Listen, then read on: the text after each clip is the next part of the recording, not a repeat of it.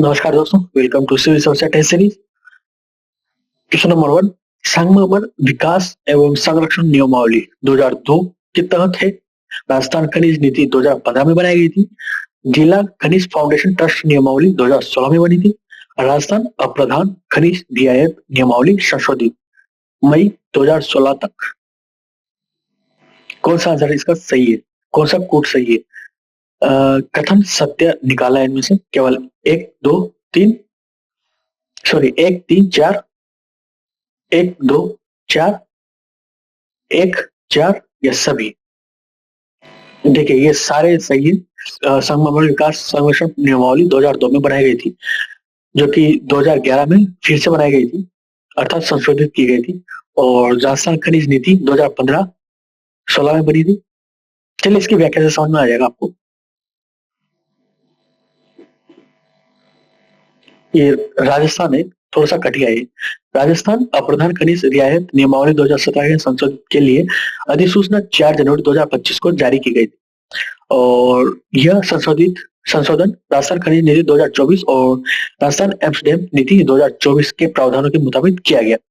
28 जुलाई 2022 को राजस्थान के मुख्यमंत्री अशोक गहलोत ने राजस्थान के अप्रधान खनिज रियायत नियमावली में संशोधन के प्रस्ताव को मंजूरी दे दी। देखिए, ये 2018 आरएस में आया हुआ क्वेश्चन है, तो हमने ये 2018 के मुताबिक नहीं रखा। ये अभी जो चल रहा है 2024 25 सॉरी 25 चल रहा है, 25 जनवरी चल गया अभी, तो उसके अनुसार मुताबिक इनको क्वेश्चनों में डाला है। ये उस 2018 के पेपर के हिसाब से नहीं बनाया। चलो अगला संगमरमर विकास संरक्षण नियमावली 2002। देखिए, नियम 22, 25, 26, 27 और 28 इन प्रावधानों के सभी पट्टाधारकों द्वारा कड़ाई से पालन किया जाना चाहिए। और नहीं तो देखिए, धाराएं भी दी गई है और इनकी सजाओं का प्रावधान भी है। संगमरमर विकास प्राधिकरण 2002, अगर कोई पट्टेदार ये जो धारा है, इनमें क्या क्या दिया गया है। अगर कोई पट्टेदार निर्धारित समय के अंदर मशीनरी तैनात नहीं करता, पट्टाधारक जिसे टेंडर मिलता है, तो उसका खनन पट्टा रद्द कर दिया किया जा सकता है। अगर कोई पट्टेदार के पास मुख्य खनिज का पट्टा है, तो उसे संगमरमर के लिए स्वीकृत पट्टे का हस्तांतरण नहीं किया जा सकता। अगर संगमरमर के लिए काम करते समय खनिज का पता चलता है, तो उसका उत्खनन का अधिकार मूल खनिज पट्टेदार के पास होगा। और 1988 के मुताबिक खनन और संरक्षण पूर्वेक्षण के दौरान उत्पन्न होने वाले अपशिष्ट और वर्डन अस्वीकृत और जुर्माना या आकार देने के दौरान उत्पन्न टेलिंग स्कीम को संग्रहित करना जरूरी है। ऊपरी मिट्टी और वर्डन, ये सब जो जमीन कार्यरत खदान को दूर होना चाहिए। डंप करने की चुनी गई जमीन, डंपिंग एरिया, अर्थात जब मार्बल वगैरह काटते हैं, जो वेस्टेज निकलता है ना, उसका डंपिंग जो एरिया है वो खदान से दूर होना चाहिए, ताकि वो मशीनरी चलने में समस्या ना आए। वहां पर दलदल बन जाता है एक तरह से, ये देखिए तो मशीनरी का नुकसान ज्यादा होता है। ये सब जो नियम बनाए गए हैं, ये सुरक्षा के हिसाब से बनाए गए। अगर कोई पट्टेदार निर्धारित समय के अंदर मशीनरी तैनात नहीं करता है, तो उसके कारण पट्टा रद्द कर दिया जाएगा। यही सब चीजें, ये शायद रिपीट हो गया दोबारा से। चलो अगला देखते हैं। राजस्थान की नई खनिज नीति 2024, खनिज नीति 2024, जिसे राजस्थान के जीडीपी खनिज क्षेत्र के हिस्सेदार को बढ़ाने के लिए इस नीति को बनाया जा रहा है। और साल 2029-30 तक इसे 3.4% से बढ़ाकर 5% और साल 2046-47 तक इसे 6 से 8% तक पहुंचाने का लक्ष्य है। लक्ष्य क्या क्या है, ठीक है, ये हमने 2018 के हिसाब से नहीं रखा है, 2025 में अभी चल रहा है। जो आगे नीतियां बनाई गई 2024 में के लिए, 2024 में बनाई गई आगे के लिए। भारत की पहली राष्ट्रीय खनिज नीति 1993 में घोषित की गई थी। साल 2019 में राष्ट्रीय खनिज नीति में बदलाव किया गया और इसे राष्ट्रीय खनिज नीति 2019 कर दिया गया। इससे पहले प्रदेश में साल 15 में खनिज नीति बनाई गई थी। इसके बाद साल 2017, 18, 19 और 20 के नियमों के संशोधन किया गया। इसको बाकी पॉज करके आप पढ़ लीजिएगा। अगर बोलने में मेरी भाषा समझ में ना आए, तो इसे पॉज करके आप पढ़ लीजिएगा बकायदा। खान और खनिज विकास विनिमय संशोधन अधिनियम 2015, जिला खनिज फाउंडेशन ट्रस्ट और डीएमएफ ट्रस्ट रॉयल्टी के एक तिहाई हिस्सा खनन पट्टाधारक केंद्र सरकार को की तय दरों पर योगदान करते हैं। चलिए अगला क्वेश्चन देखते हैं। निम्न में से कौन से खनिज का राजस्थान लगभग अकेला उत्पादक राज्य है? सीसा जस्ता, ताम्रायश, वेलेस्टोनाइट, सेलेनाइट। देखिए ताम्रश के अलावा बाकी सब में प्रमुखता रखता है, प्रथम स्थान रखता है अ स द, अ स द चौथा इसका सही आंसर है। ये जिनमें एक एकमात्रता रखता है राजस्थान। चांदी, जिप्सम। जिप्सम तो देखो रेगिस्तान की वजह से प्रमुखता है राजस्थान में। Gypsum, soft stone, wall clay, Multani मिट्टी। वॉल क्ले और मुल्तानी मिट्टी दोनों अलग अलग चीजें हैं, पर मुल्तानी मिट्टी भी काफी मात्रा में मिलती है। कैल्साइट, रॉक फॉस्फेट, फेल्सपा, काओलिन, तांबा, जेस्पर। तांबे में नहीं है, तांबा ये गलत है, हो गया ये। तांबा इसमें अकेला नहीं है। छत्तीसगढ़ और बिहार काफी मात्रा में प्रमुखता रखते हैं, और कई ऐसी जगह है जहां पर अभी खोजना बाकी है।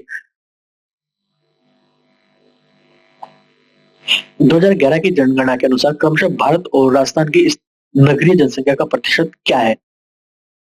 24.87। देखिए राजस्थान की नगरीय जनसंख्या का प्रतिशत क्या है, भारत और राजस्थान क्रमशः बताना है। ये 31.15 और 24.87, चौथा इसका सही आंसर है।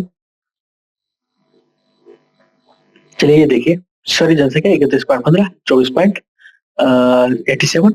साल 2011 की जनगणना के मुताबिक भारतीय शहरी क्षेत्रों की जनसंख्या 31 ये थी, और शहरी जनसंख्या 170, 48, 085 और 9, 8, 909, 250 पुरुष और 8, 138, 835 महिलाएं थी।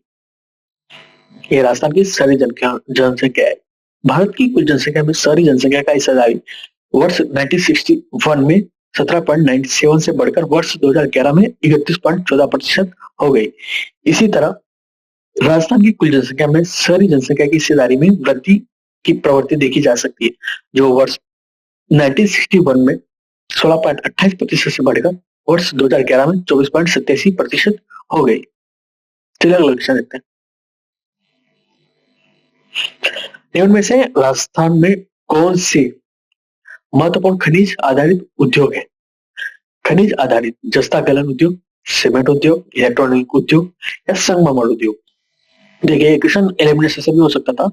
इसमें खनिज जस्ता, सीमेंट, संगमरमर ये तो खनिज है, परंतु इलेक्ट्रॉनिक उद्योग ये खनिज नहीं है। खनिज वो होते हैं जो खनिजों से निकाले जाते हैं, अर्थात जमीन के अंदर से निकाला जाता है। आप इसे पॉज करके पढ़ लीजिएगा। खनिज आधारित उद्योग, एल्यूमिनियम, सीमेंट और रसायन।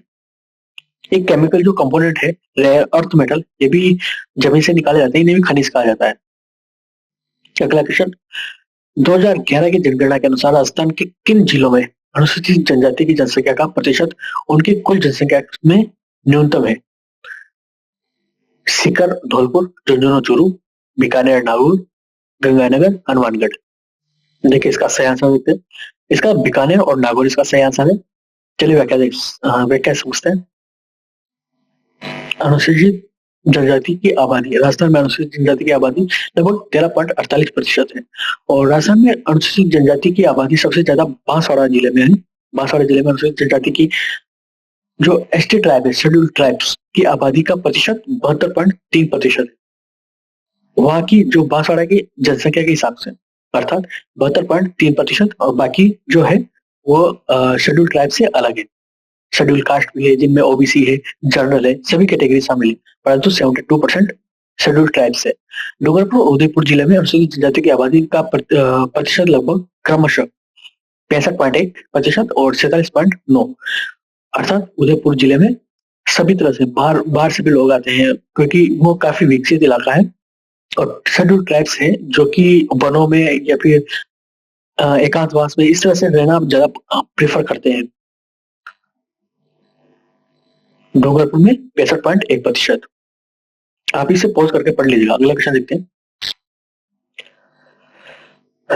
पचपदरा बाड़मेर में प्रस्तावित ऑयल रिफाइनरी किसकी संयुक्त उपक्रम है? ओएनजीसी का, और ऑयल, एचपीसीएल और एचपीसीएल, और राजस्थान सरकार और एचपीसीएल और भारत सरकार।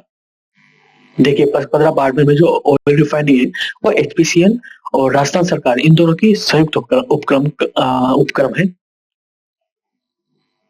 चलिए इसकी व्याख्या देखते हैं। इस रिफाइनरी का निर्माण Hindustan petrol limited corporation HPCL द्वारा और राजस्थान सरकार द्वारा किया जा रहा है।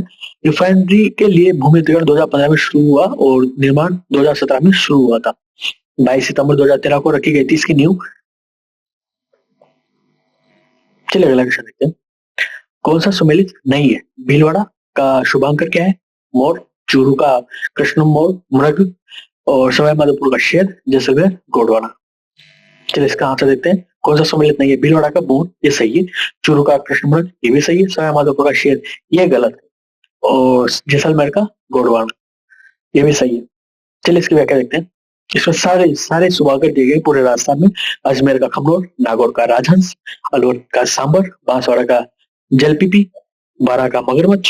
बारां जिला सबसे जहाँ सरिया जनजाति अवस्थित है, सरिया जनजाति प्रमुखता में है। बाड़मेर का मरु, लोमड़ी, भरतपुर का सारस क्रेन, भीलवाड़ा का मोर मोर और बीकानेर का भट्ट तीतर, बूंदी का सुरखा, चित्तौड़गढ़ का चौसिंगा, चूरू का कृष्णमृग और जयपुर का चीतल, दौसा का खरगोश, धौलपुर का पंचीरा, डगरपुर का जंगली धोक, हनुमानगढ़ का छोटा किलकी और झुंझुनू का काला तितर, जालौर का भालू, झालावाड़ का गागरोनी तोता, जैसलमेर का गोडवाना और देखो सवाईमाधोपुर का है बाघ, ना कि शेर। बाघ और शेर।